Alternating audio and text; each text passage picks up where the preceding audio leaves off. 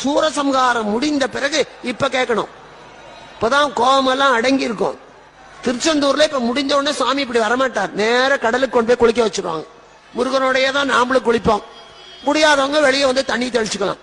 அந்த குளிச்சுட்டு வருவான் பாருங்க அந்த ஜெக ஜோதியா, அப்ப பார்க்கணும், அந்த அழகே வேறையா இருக்கும். சூரனை சம்ஹாரம் பண்ண போறபோது அந்த முருகன் முகத்துல ஒரு கோபம் இருக்கும். அதெல்லாம் உத்து பார்க்கணும், பார்த்தா தெரியும். கோபத்தோட போவான். சம்ஹாரம் முடிந்து கடல்ல குளிச்சுட்டு ஜிகுஜிகுன்னு இழுத்து தூக்கிட்டு வருவாங்க வேகமா.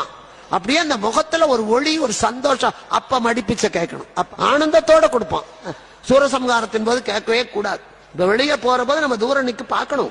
மனசுக்குள்ள நினைக்கணும், எங்கிட்ட இருக்கிற தீமையை எல்லாம் சம்ஹாரம் பண்ணிடு, சுத்திலே இருக்கிற தீமைகளை எல்லாம் அழித்து விடு முருகா, நிம்மதியத்தா.